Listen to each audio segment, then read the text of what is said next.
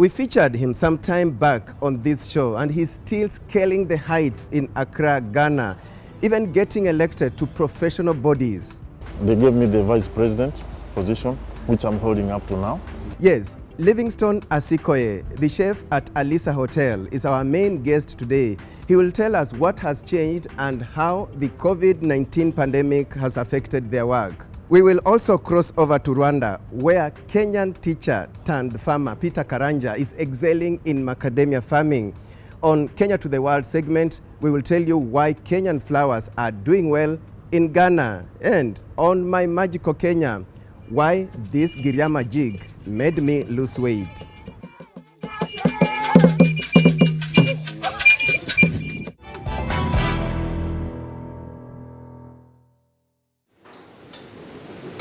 Livingston at work. For him, his work is like a hobby. He enjoys fire and food, and he's the man who will make sure the taste of food at Alisa Hotel is worth the client's money. And so much has changed because of the corona pandemic, with new health protocols in place. Right now you cannot come to the buffet without the face mask. And also we put this sneeze guard so that at least if you sneeze or anything, at least this is covered. To prevent it, when you sneeze, yes, it doesn't go down. Yes. The hotel is located in the heart of Accra city. It is known for African cuisine. Ghanaians love their local food more, and also we have neighboring countries like Nigeria, who forms up around 50% of our guests. And to improve on variety, Livingston recommended the recruitment of an Indian chef. So I recruited him. We did his interview on Skype. I needed an Indian chef. I actually advertised even in Kenya, but I got this one in India. I got some. So the lucky one was from India. Yes. Indian food has more spices, is healthy spices, and very healthy food. It's a very healthy food. So when you take Indian food, it's not a lot of chemical oriented. It's like all is natural. Accra, we have a lot of Indian community here. This is the first time in Africa. Previously, I was in the US. Asikoye became a celebrity when he was featured on this show in 2016. Job request was his main headache. Oh, you just take it easy because basically you can't offer what you don't have.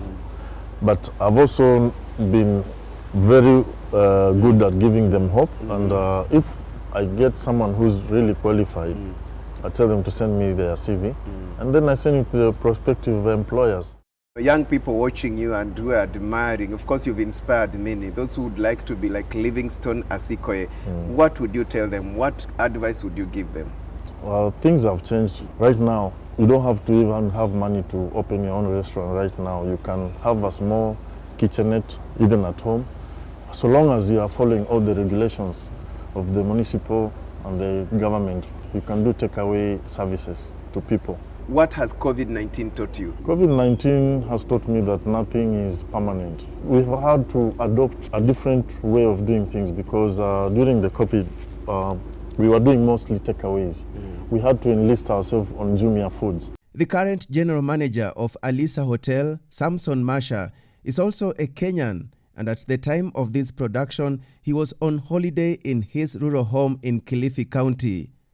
He replaced Yusuf Olela, also a Kenyan, who relocated to Malawi, where he is the chief executive officer of Sunbird Hotel and Resorts.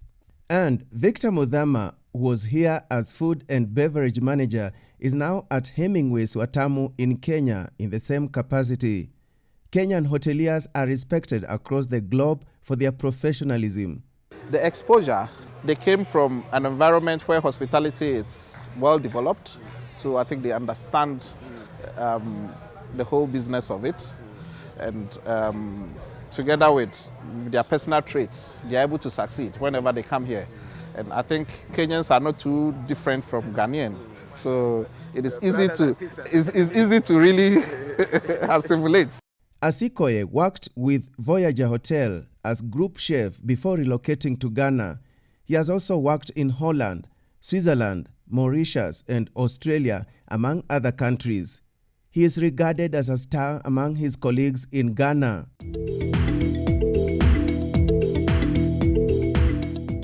Asikoye is the vice chairman of the Ghana Barbecue Association. The association is for people who love fire, food, and entertainment. Barbecue Association was started sometimes last year. We did our inauguration on 14th September. And then during that year, I was the president. I was a president for 1 year, and then now we've given it to a Ghanaian to head it, Prosper Kumi, who is now the current president.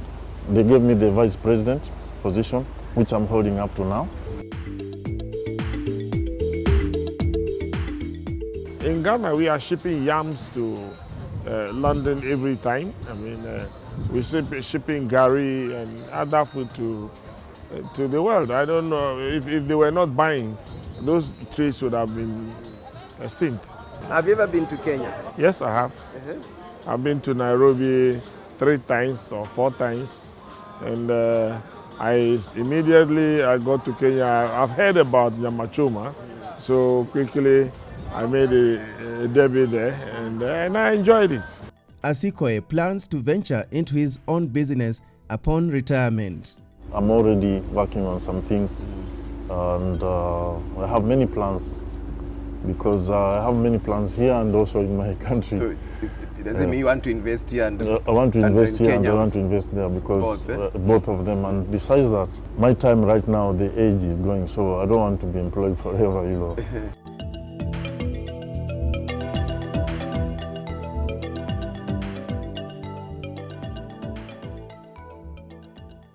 Expand your knowledge. Your destiny is in your hands. That is Livingston Asikoye's parting shot. And time now for our Kenya to the World segment. Today we hear from Ghanaian businesswoman Afi Omoro, who sells Kenyan flowers imported directly from Kenya.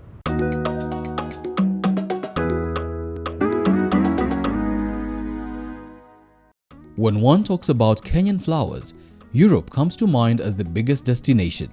But in Accra, Ghana, this is my cold room, and all the flowers that you see here are from Kenya. Okay. Afi Omoro, a Ghanaian businesswoman, has brought a twist to the norm. She's importing flowers directly from Kenya. And we are very proud to be dealing with a very good supplier in Kenya, who tries as much as possible to give us premium flowers. The supplier is Nairobi-based Neptune Flowers, and the transporter, yet another Kenyan brand, Kenya Airways. Kenya comes in, I think, 4 times a week. Kenya Airways. Yes. But most of the time, we get them either on Sunday or Wednesday, as the case may be. So why Kenya? Well, I chose Kenya because of the quality of the flowers and also the interpersonal relationship with the supplier, because relationships are key for creating harmony in business. Afi told us that in the past she would go all the way to Europe to get this fresh produce. She further says that Kenya's flowers became flowers of hope during the COVID-19 crisis because Kenya Airways, despite the crisis, stepped up cargo flights, and this meant a lot to her business. We didn't have flowers coming in at least for about 2 months. And then we heard that all the flowers were being cut down and destroyed in Kenya because there was no market. Shortly after that, my suppliers informed me that there is a cargo flight once every week that comes in. And if we miss that, then that's it. So they started arranging for the cargo flights to bring the flowers in for us. Kenya Airways country manager Ghana, Anthony Safo, says the airline started with 1 cargo flight every 2 weeks. Then we were having a flight a week, and then soon we moved to 2 a week. At the last time, there was a particular week where we had a cargo flight almost every day, and then we normalized to about 4 flights a week. Back to Afi, and for her, every Kenyan flower is popular. We take the raw materials and we use it and we transform it into what it needs to look like. So say for weddings, there's so many flowers that will be used for a bouquet. We are creators, so all these flowers are popular. I cannot take one single flower out that does not complement the whole. Yes, this is just a taste of what Kenya has to offer. And as we conclude, Afi's parting shot is let Africa do business with Africa. We should not pass through London in order to do business in Ghana. Kenyans can also have things that we have and would like to have in their country. We should encourage intra-African trade because that is the only way that Africa can break from the shackles of our colonialists, because we have to rise. And that's Kenya to the world. My name is Michael Zimanji. That leads us into a short break. When we return, Kenyan teacher turned farmer who is excelling in macadamia farming in Rwanda, also ahead. Why this Giriama jig made me lose weight.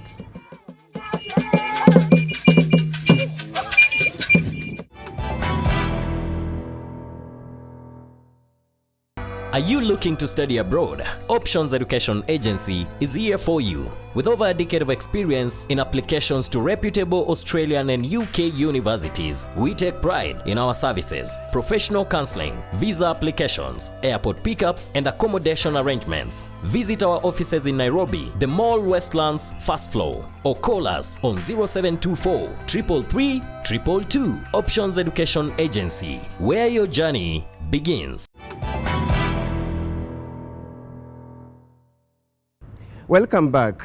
We now cross the borders to Rwanda, where Kenyan teacher turned farmer is excelling in macadamia farming. And you'll be surprised, the reporter we sent on this assignment is also a teacher turned journalist.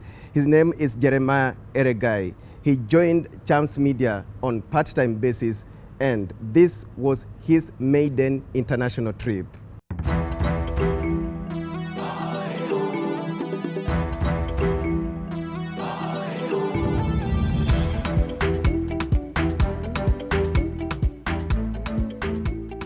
See, the process of macadamia is a long one. It takes about 2 years minimum to be able to produce a seedling. Peter Karanja's story is amazing, a story of determination. The fact that he ventured into such a tedious activity, whose labor takes years to yield fruits, and all this away from his home country, tells you a lot about him. Peter speaks fluent Kinyarwanda. He owns a 4-acre farm and has leased another 5 acres in the neighborhood. His workers are up and down the slope, each busy with an activity at hand. This, he tells me, is a daily routine as the production of macadamia seedlings needs close monitoring and supervision. Some are turning the soil, another group is planting the nut seeds, others transplanting the seedlings, while the rest are busy in the grafting process in this greenhouse.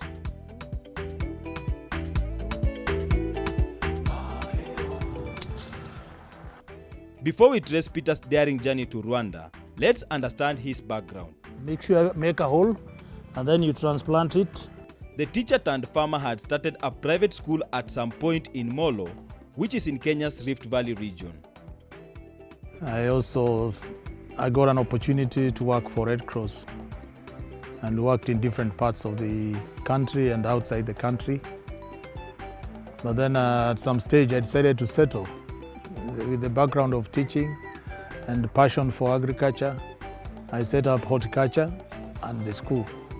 Unfortunately, Peter's school was affected by the 2007 post-election violence. His students and teachers took off due to the violence. He never recovered from the impact of the violence, and that dimmed his passion for education. He had to start life afresh. Come 2011, Peter's prayers were answered when he got an opportunity to relocate to Rwanda to work with a macadamia processing company known as Equatorial Nut Processors, whose headquarters was in Kenya. And then the potential for macadamia seemed to have been there, and we were setting up a factory. But the factory could not work because there were very few nuts. Peter saw an opportunity in seedling production, and that's how he ventured into his own business in Rwanda. He registered his own company, Freshco, within a year after moving to Rwanda. So we had to get land.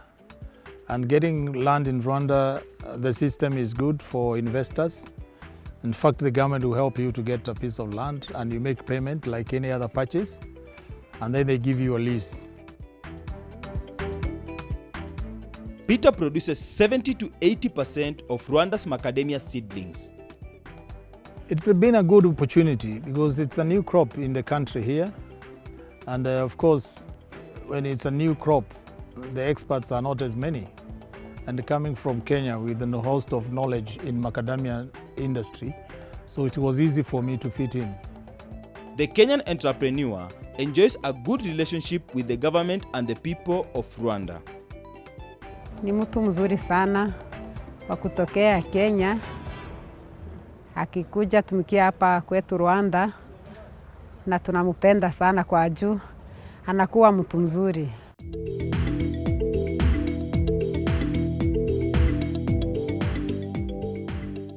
Processing of macadamia is yet to kick off in Rwanda. There aren't enough nuts yet. The ongoing seedling is just the beginning. The thirst for macadamia seedling came up, I think, in the president's usual Meet the People tour. They indicated they are not getting sufficient seedlings.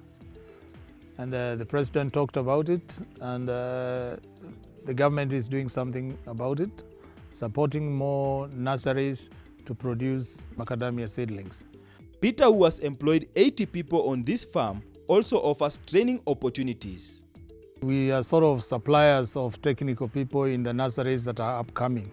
His business, like many others, depends on support from a financial partner. Equity has been very helpful, let's say, because there is a period when we were not able to sell, especially during dry season, and we couldn't get ourselves through. But we needed more cash during that time. You need to fuel your pumps, you need to buy your insecticide and herbicides and everything. So the expenditure is on daily basis. So you need money, and that's where equity came in. What are these water jets? These water jets, the purpose is to cool the air inside. As we did more working in his farm, Peter sought to show us some of the latest technological advancements in the farm. Through. So this is one, the one inside in another one, and from here we have this one. So since they are being given, we are doing the micro greenhouses separately, so we have to separate the water system. So this one works for it here. You open here. This one works for inside. You can open and close. Native to Australia, macadamia trees are now grown in various places around the world. The macadamia nuts are rich in nutrients and are linked to several benefits, including improved digestion, heart health, weight management, and blood sugar control. Who would have thought a Kenyan shining in macadamia farming away from home? Indeed, Mr. Peter Karanja is daring. For Chams Media, I am Jeremiah Eregai in Radasha village, Rwanda. Thank you so much, Eregai, for that beautiful story from Rwanda. And you may be asking, does Alex Chamwada ever get time for Kenya? Yes, I do not live in the skies. I get time to explore Kenya. And recently, I was in Watamu. Here is my experience with the Giriama community.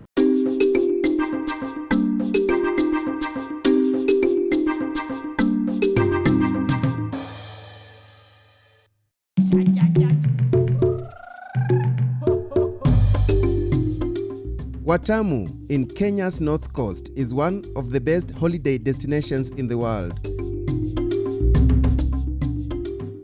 The beaches, marine activities, modern hotels, just to name some of the key attractions. But your holiday here would be incomplete without a feel of the local culture.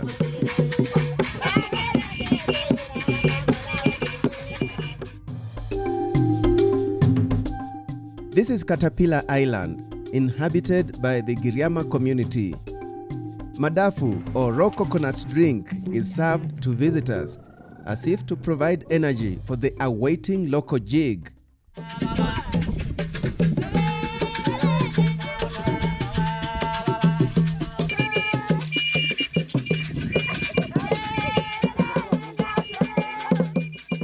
Wow, if you are stiff, you will not make it.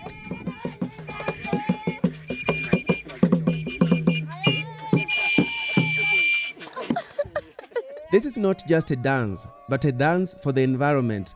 In other words, this group came together to be part of efforts to conserve Watamu Marine National Park and Reserve. Tunatengeneza vivutio vya utalii kwa sababu ikiwa tumezingatia ama tumehifadhi mikoko yetu, unakuta kwamba wale kunakuwa na samaki wengi. Na pia kukiwa na samaki wengi, kunakuwa na ndege wengi ambao wazungu ama wale watalii wanapenda kuangalia wale ndege na kuwapiga picha. Na pia ukiangalia hapa tupo, kuna sunset nzuri sana. Ukikaa hapa jioni unakuta kwamba kuna sunset nzuri sana ambao mtalii akija kikaa hapa anakunywa kahawa yake, basi anaangalia vizuri vile ambavyo jua linatua. Hizi nyimbo zetu tunazimba kwa sababu mara nyingine kuna harusi ya kwanza. Ya pili ni kama vile birthday au umetoa mahindi shamba umekuja nayo pale, sasa unafurahikia wale walikuwa walikulima shamba, unafurahikia pale, unachinja mbuzi, ukianza kunywa ile pombe, kila mtu ndo sasa anasikia raha.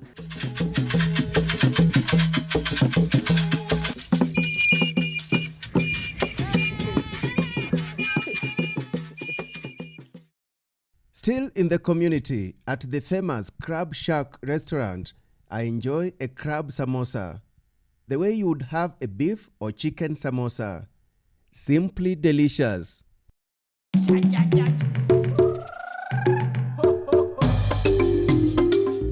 Mazingira ya huu mkahawa vile uko tofauti sana na mikahawa mingine. Ndiposa watu wengi ambao wanakuja Malindi, Watamu hupenda sana kutembelea mkahawa huu ili kuja kujionea. Mbali na hiyo tunauza pia jua.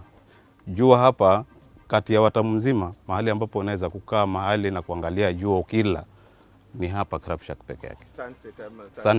Sunset. Hapa ndio unaweza kupata sunset ambao huku Malindi, Watamu huwezi kupata mahali unaweza iona vizuri kama hapa.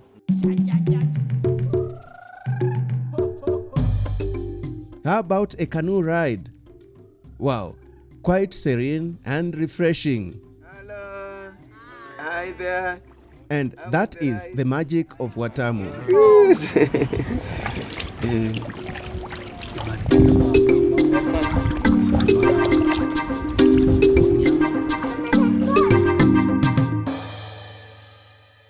Great, I loved it and I lost some weight. Drop down there too to get a share of that experience. And let's do it again next week, same time, same channel. I'm your host, Alex Chamwada. And on behalf of the entire Chams Media crew that made this production possible, bye-bye.